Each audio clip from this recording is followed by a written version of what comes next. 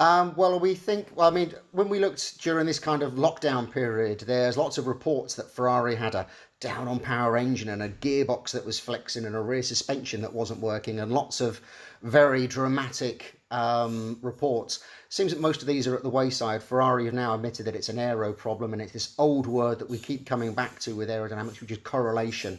So they set their targets for the car this year, and obviously it all worked in wind tunnel, it worked in CFD. When they got it to the track, it wasn't working.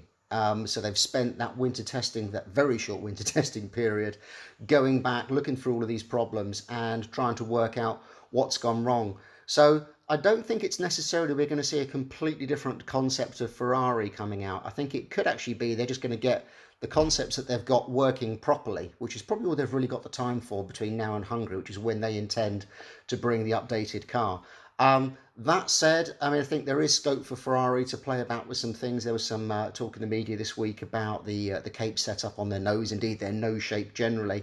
I mean, I think that Ferrari, if we look at last year, okay, it wasn't the fastest car. I think Mercedes can claim that in terms of, certainly in terms of chassis performance. But the Ferrari's not a bad car.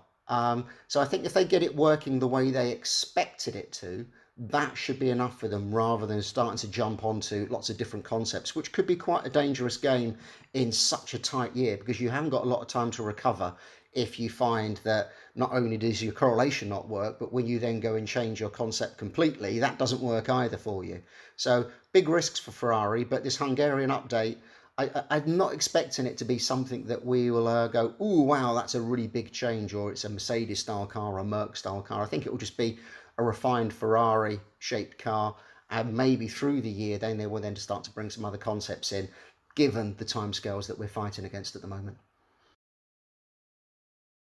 Well, that's very hard to say because obviously when we looked at Ferrari's performance during testing, it was dire. Again, lots of people were pointing at the engine and the fact that this secondary fuel flow system has now been, or meter has now been installed on the car, that the teams can't monitor and the teams can't prejudge what it's going to be measuring, when it's going to be measuring.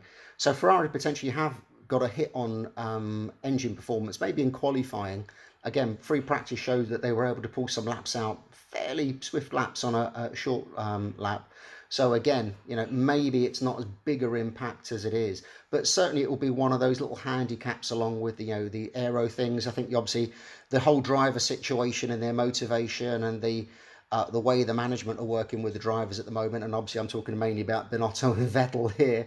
I think there's lots for Ferrari to fight this year, and with a resurgent Red Bull, which is quite evident from testing and the first days of free practice, and the midfield, biting at their tails. It's going to be a tough year for Ferrari, and they need to dig themselves out of this current hole very quickly, and then catch up on the rest of the development, or else they're really going to have a lost season. And because the way the regulations are going to flow into next year, where you'll be able to do very little changes mechanically on the car, but only on the aero. Again, if they don't get it done this year, then they're also going to have a really bad year of pain next year before 2022 and the big new regulations come in.